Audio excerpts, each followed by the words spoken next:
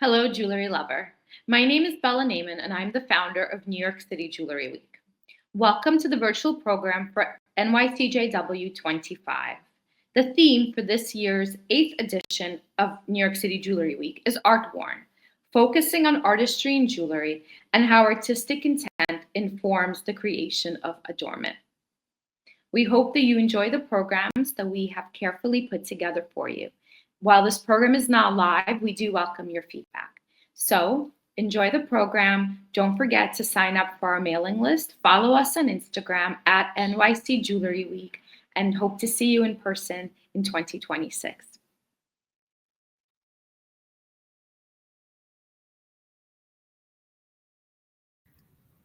Welcome. I'm Sarah Schleuning, the Margot B. Perot Curator of Design and Decorative Art from the Dallas Museum of Art. And I have the great pleasure today to talk to you about a project I've been working on for years at the Dallas Museum of Art entitled Creating Constellations, Contemporary Jewelry at the Dallas Museum of Art. So what I thought would be really wonderful is to start with a little bit of background on this project and a little bit about the history of this collection. The collection, in fact, began in the 1950s. The first acquisition that came into the collection came in 1950. So we're actually marking 75 years of collecting contemporary jewelry. The very first series of pieces came in as an acquisition made by a series of 10 works that were done by Jackson and Ellen Marie Woolley, who are known San Diego-based enamelists and crafts people who the museum acquired, which you can see in the picture. They're these 10 pieces that were immediately put in a room in a gallery lounge space called Design to Live With in 1950. This was a photograph that was featured in the Dallas Morning News. And you can see that the works were immediately shown as artwork on the wall. And what I really loved about this when in researching this, I sort of discovered our auspicious beginning for this collection. I felt that it really hallmarked these incredible aspects of what our collection has come to be, which is they were done by Ella Marie was sort of the lesser known in that these were works she did alone. Usually their works were done together. These are signed solely by her. They were acquired as works of art to be shown on the wall. They went up immediately. They were acquisitions. And most importantly, they were made very accessible to the communities that we serve. So really that beginning starts, and it was the first piece of jewelry acquired across the board at the museum, which was founded in 1903. Then we move into this kind of kind of off the bat, this era of Texas craft. So this kind of regional collecting and exhibitions. There's a series of exhibitions that begin in 1949 that are these craft exhibitions. There's a guild, craft guild, that partners with the institution, and they do these series of exhibitions that are juried. There are winners, which you see Thetis Lemon's necklace with this jade and silver was the first winner of the jewelry competition. And there below you see Thetis out and around. She was a professor at Texas Women's College, taught a lot of the makers within the region. There were also two other really phenomenal women, Esther Webb Hausman and Velma Davis Dozier, who were known sort of as the Lady Blacksmiths in the 30s. They founded a craft school here, but also were heavily participants in these things and really speak to the process of how making was done at that time. They trained a lot with blacksmiths and electricians to learn different metalsmithing techniques that were not available to them.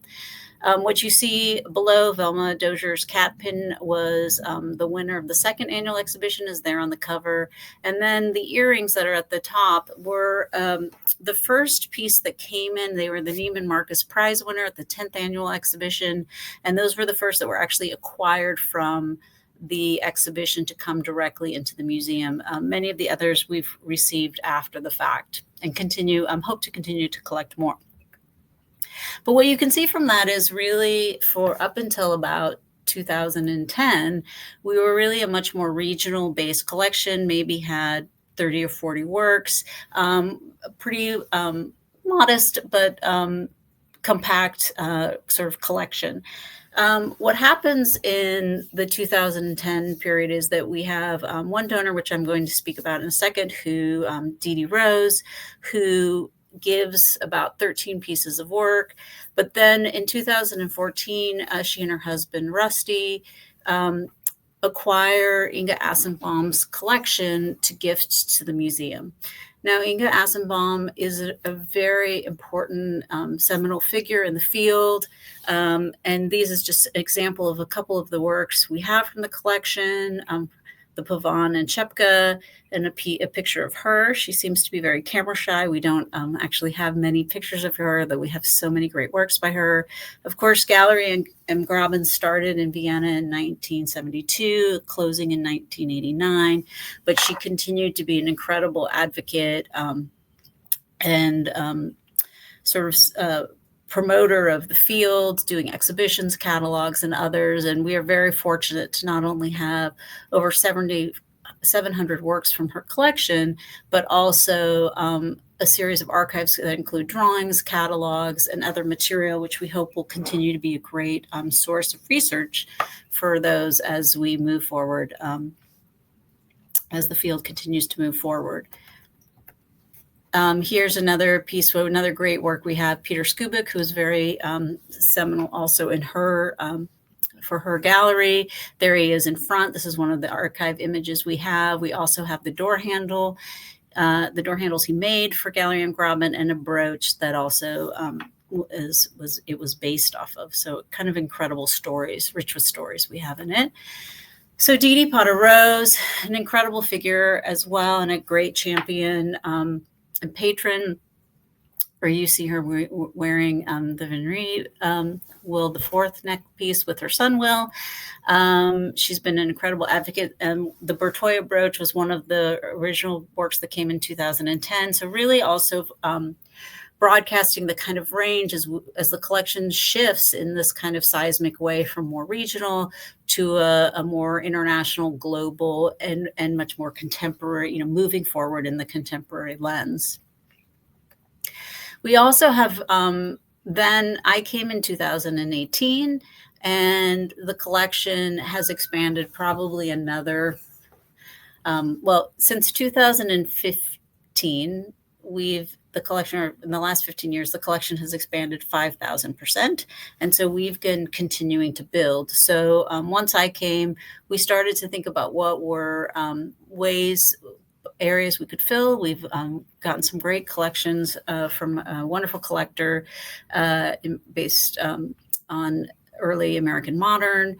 We've looked at more contemporary works that are from regions we don't have specialized. So we continue to expand our orbit. We continue to think broader, to think about how to fill holes, gaps, and then continue to build depth. And of course, we want to continue to move forward and move into the future. We've done a few commissions, and this is 3 of the commissions we've done, whether it's Joy Scott, Ute Decker with her Fair Trade Gold, or Brian Fleetwood. We've really been trying to find new voices that we want to be able to give to support in the ways that a museum can. And I think make this collection really dynamic and exciting, and one that we continue to want to expand and grow as we go. So as I think I had mentioned, we have currently 1,400 pieces in the collection. So the idea really became, how do you make a show about that? How do you think about the bigger project? How do we more publicly announce and articulate what this incredible collection we've sort of been building behind the scenes? And also, how do we shift the narratives that, some people know us from the Asenbaum, some people know us for our more contemporary works. So how do we really make a story and a case that is the collection of the Dallas Museum of Art? It just is. And so what I really started to think about was this idea of constellations of, we had constellations of collectors, we had constellations of time periods that had created these narratives. But for me, when I think about constellations, I think about this idea of these incredible stars, and how these works of art then articulate these kind of ranges of ideas, how they find connections between them, how you see these dotted lines become strengthened and morph to create incredible larger stories that we can tell, and hopefully, I think in the end, inspire curiosity in our visitors to create their own constellations of possibilities, and to really experience the wonder of creativity through these works. We wanted to think with fresh perspective, to make different connections, and really to again encourage people to find their own stories. So constellations became this incredible kind of foundational idea. And what you're looking at was really an inspirational image for me. And then the cover currently of the publication that we did, which I'll speak to at the end. So what I thought I'd do is just take the rest of our time and really talk through the sections of the exhibition. So there's really 4 main sections of the exhibition, and what kind of the curatorial thinking was behind them. So again, you have a large body of works to choose from. If I had to do it again, I mean, we have an embarrassment of riches in certain ways, so there's always more we could have put in, although at this point we have almost 400 works in the show, so one could argue it may be close to too much for people to experience, but I doubt that. So what I wanted to start with was centering people on the kind of typologies and thinking about what I sort of termed zones of the body. Where are these things worn? Where is the artist thinking about the parts of the body they're activating? I was really inspired by our Novak drawing that is part of the Asenbaum archive, entitled "Jewelry as Self-Censorship." And you can see this figure that has these kind of crayon pencil markings that are cross-hatching out areas of the body. And I was really thinking about what an interesting idea to take what people really think of as the types of jewelry that they know, where they sit on the body, but also so both create an accessible entry point for visitors, but also start to rapidly break down that this will not be always the kind of typical jewelry forms that you think of. And I think here Novak's tribute to Heis Bacher with this bandeau and attached choker really identifies that quite clearly. When possible in the book and the exhibition, we've tried to use images from the artist, really that were what I call sort of empathetic memories that really help place you in what the artist was thinking about them, whether it's Instagram photos they posted of themselves, or these, which were a model wearing it in a 1985 publication, I think really evoke the sort of time period and the vibe of what the artist was trying to create. So in the first section of zones of the body is we call headspace. And again, you're really trying to think about, these are not your typical types of materials or explorations of ideas, expressions that are being created from Sigler's face framing circle, where, he really talks about with this piece about trying to create focus, really pushing somebody to focus directly on someone. And he wrote us about how, in the research phase of this, how that he made this piece right around when he met his wife, and was really about kind of creating that focal point, versus Bielander's incredible Big Apple neck piece, which can be worn as a crown. And there he is wearing it, which I think really is just great. This kind of great symbol of American, kind of an American icon. But again, this trompe l'oeil idea of using gold and silver to look like something sort of self-made out of cardboard. And then Sam Gassman's incredible kind of rag jewelry tiara. We also have other pieces like Gerd Rothman's Pointed Nose, or Tasha Carrington's Waves, which really, I think, shift the ideas of this is a brooch, but a brooch that's worn in your hair. So it's not necessarily an earring or an earpiece, but something very different, or one that covers the nose. So again, really starting to expand one's notion of what's possible and what can be activated. In the next, we have the central core. So looking at neck pieces, things that go around the core of the body, and Claire Falkenstein's incredible piece and her talking about this idea of creating these asymmetrical openings that really don't break the neckline as they're being worn, to Genevieve Howard's glow necklace, which really is her incredible work of capturing the sound of the sea where she lived through these sort of elements of cards that are cut in these beautiful shapes. And then here you see it worn literally by the sea. Brooches from Coravajas to Simonovas, whether it's made of spun gold and enamel and this incredible kind of technical mastery, or cut and folded from recycled dictionary pages. I think they really, again, start to play with all these incredible ideas that the different artists are exploring. We move to limbs, which is sort of the last of this group, which is really those that are activated by whether it's the arms or legs. In this case, we really focused on the arms. So bracelets, bangles, rings, things that also deal with an incredible amount of movement of the hand. Again, here's a great example of Peter Chang, of his drawing of his bangle, and then we have the bangle as well. So also, when possible, trying to explore the creative process, the sort of intentionality that goes into the design of a piece, and Camille Precia's amazing mega ring. And then another great example of creativity and the kind of process, here we have Gert Massatig's group of rings. So we have an incredible set of these, which are all hand stamped with the day, month, and year, and are really these sort of maquettes in a way. His explorations, often using brass tubing to think about the different ways rings can position themselves on the hand, whether it's using these kind of wonderful spheres, rubber, cones, springs, all kinds of different things to create that tension to keep them set on the hand.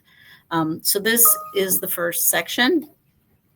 And then moving on, we have the next section I really wanted to look at, what I called Archetypes. So I was looking at foundational forms and really, again, trying to splice this in a different way and think about what are the most foundational elements, that being geometries, and really how they morph from, in this case, from 2 dimensions to 3 dimensions, and then the different way different artists really kind of think through each one of them. So you have here a great example of Dorothea Prull, Philippe Jaget as Fibonacci, this great kind of mathematical sequencing, and then Stefano Marchetti with these great kind of cubes where he has these different technological, kind of these history of these technological or technical experiments that he's made in materiality, floating in these wondrous planes and these open cubes. Triangles is another one. So again, taking really simple forms, very understandable, and thinking about them. I think Byzantine does this incredible kind of repetition of fascination with the sort of tetrahedron shapes and the different ways we have from drawings to this very simplistic brooch where that kind of pyramidal shape moves, can slide back and forth, to his incredible necklace, which has aspects that are enameled and burnished. And so you really have this dynamism. And then you shift to things like Lucie Sarnell with this incredible tingling triangle brooch, where that sphere has now been flipped upside down, has opened up almost like a speaker to sort of broadcast out, to amplify the message with her piece. So again, really incredible sort of explorations that we hope will just expand people's curiosity and encourage creativity.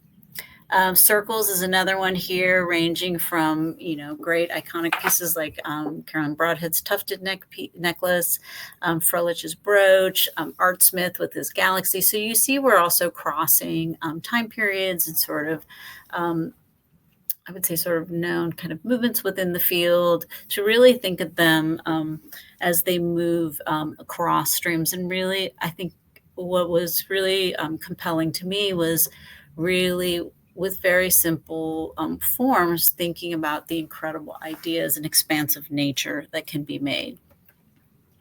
Chains is another one.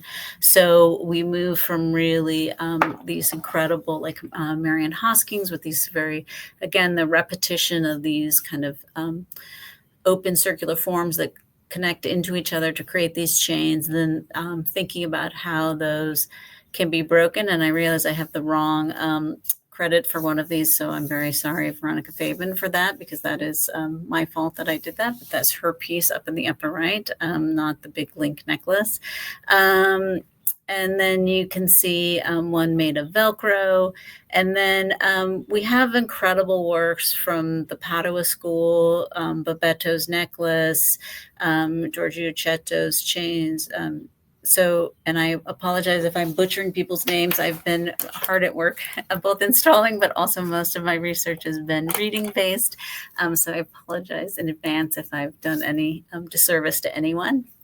But I think they're really incredible. What we really wanted to show is, again, this kind of range that we have, but also just the incredible mastery of materials, whether it's from noble to humble, and really thinking about how artists work through them and how these ideas can be both really following a very strict kind of structure, like you think with Cicetto or something, where it's like continuing to make these forms and linking the 38 of them together, shifting just back and forth between black and gold, or where you're really shifting way outside of that with Velcro, like strips of Velcro to make those repetitive links.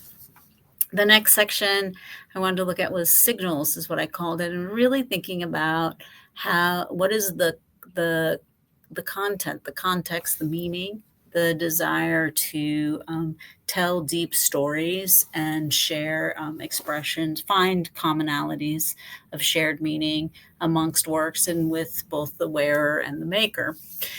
So this is just one way called mapping memories. And so this idea of taking something like Nancy Worden with her souvenir pennies, really documenting this lifetime of travel and experience that you wear around your neck, or something like Arata Fuchi's Devastator brooch, which you may recognize in this incredible mastery of technical skill, is actually the outbreak of the COVID-19 virus that's crossing the globe. So versus Maida's incredible A Day on the Train, which is really documenting sort of the everydayness of life, which I think is that incredible range, kind of once in a lifetime experience paralleled with sort of monotony but beauty of everyday life. We have wearable parables, and this Joyce J. Scott piece is an incredible early work we have of hers. There's Joyce modeling it in 1986, and you can see it is women, these kind of incredible beaded sculptural women she's so known for, literally discarded on the highway. And there's incredible photographs of buildings that are sort of sewn and attached onto this piece. And it's an incredible catalyst sort of for conversation, really speaking to some of the horrors and atrocities of our daily life versus the mundaneness we just spoke about, but really broadcasting it in such powerful and impactful ways. We're also talking about projection of self, how you take your own identity or an identity of someone else and really wearing it. So Gerd Rothman's 10 fingerprints around his neck, I think, is a really great, idea of wearing someone else, wearing the artist's literal identity, versus Heisbacher with his Elizabeth II necklace, which is, again, this idea of taking a sort of very humble sort of photographed sort of Queen Elizabeth's décolletage and her necklace, and then putting it between two pieces of PVC, which then you can wear around your neck. And there's the great Emmy Van Lersum wearing another one of the series, of the Queen series, to sort of show how it's worn. And so you are sort of both being one, but also questioning the value of that, which I think it makes it such a rich and subversive work. Protection of self. I think that we had some incredible works that become like armature. You have Sophie Hanegarth's Brunhilde, where you're really becoming this Norse Valkyrie figure when you wear it, versus ones that sort of have these sort of sensory elements, like the brooch by Curator, and then another by Novak, which of course Novak was an artist behind the Iron Curtain, and this is almost like a rear view mirror that you would wear around your wrist, and that mirror then slides back and forth, and you can see a similar anklet below that's made to sort of see this incredible idea of being able to watch who may be watching you, which is kind of an incredible idea. And then we have alchemy of materials. And so really wanting to look at what those materials means. There's an exploration of pearls and the different meaning of pearls, which I think is a very timely issue, both from using real pearls, crushing them up, using seed pearls to look like bigger pearls, or using PVC and others to create these almost Wilma Flintstone-esque kind of chokers. You also have different materials like Favin's incredible reuse of garbage bags, plastic bags, which she then washes and sews and cuts to create these beautiful garlands, necklaces, or Daniel Kruger with butterfly wings, and of course, Bernard Schobinger with his incredible scissor necklace, which is dipped in cinnabar and lacquered, and so has this just danger at every corner, and is so sort of iconic, and so it's such a powerful sort of piece. And then the last is about play. So I really wanted to end on a note that created sort of whimsy and engagement, but also again speaks to the deeper context and meaning that is being created by these works. So you have both creative play artists that are looking at things that have meaning to them, whether it's in their kind of childhood or things that continue to evoke for them now. So Monica Cecchi with this great roar necklace made out of recycled tin, or Stasha's incredible toast brooches that are made of amber and resin and then onyx powder as it gets more and more burnt. And I think are really incredible icons of whimsy. And then you have animating forms, so pieces that are really meant to engage in a very powerful way of these both anthropomorphizing figures or using different kind of techniques. I mean, to look at the Heisbacher and the Sam Kramer and to think about the range of techniques. So Kramer using this sort of poured method and then shaping and forming this incredible cyclops out of this sort of molten form. It has an agate for an eye. This little belly is another stone. He has on the back incised other figures, other things. So really using the kind of action play of making to really form this piece, versus Heisbacher, who's really strategically kind of photoshopped or combined an image of a soccer player or football, depending on what region you live in, who's wearing his, of course, put his shirt over his head, and putting that in combination with Cellini's Christ on the Cross, and you have this incredible ball underneath, which creates this sort of this series Holy Sport. So I really think thinking about how you take recognizable forms and figures and shift them into questioning and rethinking meaning. And of course, Anton Chepka's incredible, these kind of futuristic, technological looking brooches that have this sort of winged moth-like feature to them. This is 4 of them that we own. We own more in the collection, which is just such a great depth that we have. And I think really both they're really this incredible shift between whimsy and playfulness, but also they speak to surveillance, drones, the kind of, even as we move now into where we are in present day, which is almost 55 years after these were made. so decades later, but I think they still kind of evoke this idea of being watched from the sky and watched by whom. We really wanted to look at modularity and flexibility, both works that were made to be very flexible on the body, like Pavon or Massatig's necklace, Joanna Dom's neck object, which really, in some ways, is so much about how it's worn and allowing that incredible flexibility and interactivity with the wearer to think about how you take this kind of loose shape and these kind of rods and forms and really think about how they animate the body. To Schobringer's furniture necklace and ring, which is this incredible kind of dollhouse vanity that is then he's modified in this incredible way to be a neck piece, and then the ring is pulled out and there's a hole that's drilled through it so it can be worn as a ring as well.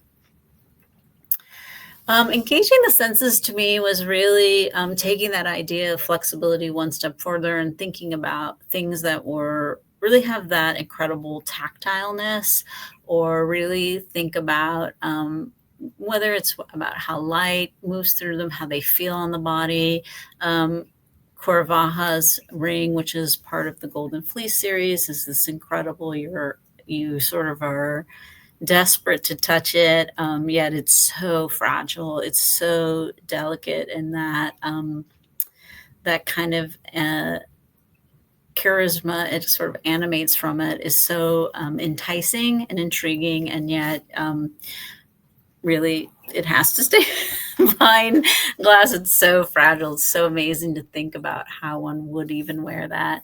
And then you think about that in juxtaposition with Mary Lou Who's neck piece number 8, which is a real tour de force piece from her, but this incredible weaving technique she used with the metal and this incredible dynamic sort of living tapestry that you're sort of woven on the body, which is incredible. And then Leslie Shershow, which really is playing, I think, incredibly with surfaces, the way light dances across it, the movement that's created with her surface, and then the backside, which you see here. And we tried to create a mount in the show that really kept pure to what is the obvious front of the piece and how it's meant to be seen, but allow that little peek for the visitor to see this incredible, these kind of studded pearls that move on the back of it and create that ripple effect and move these sort of plates and levels on the front as you wear it. They create that movement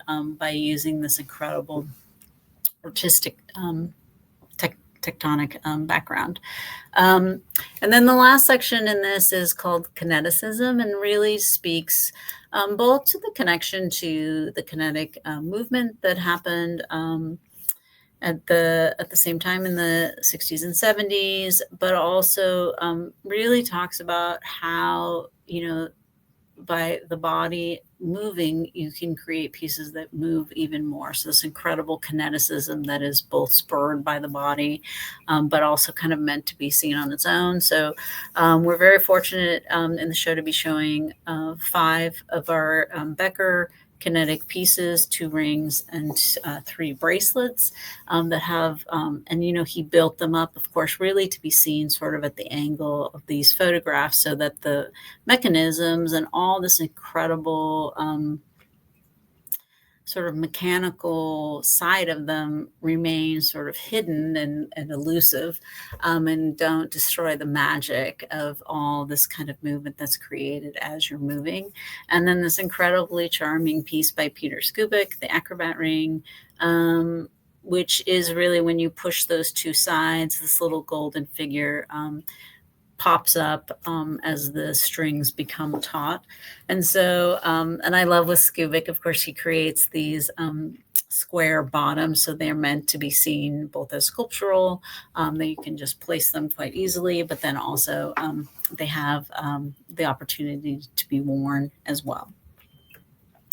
So that really is what the exhibition is. And then the publication that we created along with it, which will be released at the same time the show opens, which is November 9th, was a massive undertaking and features It's a 455-page volume. It is both a collections catalog and an exhibitions catalog. And so I wanted to both explore those 4 themes, but then also talk about the history of the collection, where we have been and where we want to go, what this impressive kind of 75 years means to us, how important having this collection is for the institution, and how we want to continue to build it.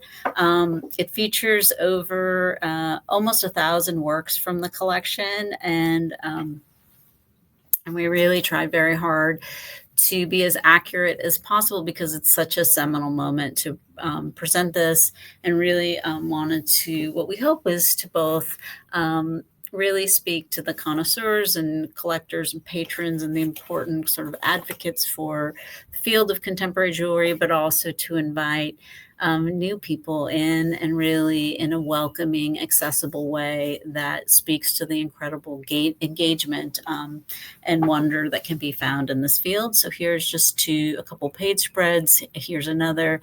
The last 100 pages of the book features 660 works from the collection. So we really were trying to show as much depth and breadth as possible.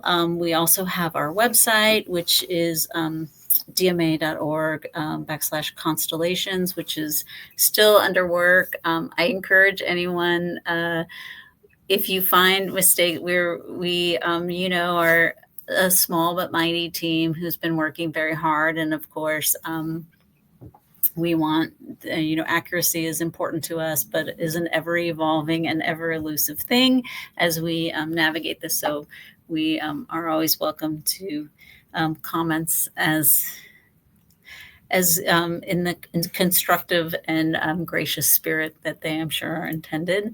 And so I just want to leave with saying how excited we are for people to experience our collection, to see that I think even those who may think they know what the Dallas Museum of Art has will be surprised by how much work we've been doing, and all the incredible ideas that these artists have been making. I think for me, it's been an incredible honor to steward this project and to sort of bring it to fruition, and I hope to spawn many, many more conversations, to spark incredible curiosity in the field and artists and the ideas that they're exploring, the connections across many things. And really, in the end, what I hope is that they create their own constellations of ideas, and that this becomes an incredible beginning for all of us. So I hope, if you have an opportunity, the catalog is available, will be available at our store online. Please come visit us. We'll be open from November 9th to May 3rd, and then the show will be traveling as well. And I thank you very, very much for your time today, and I hope you enjoyed this presentation.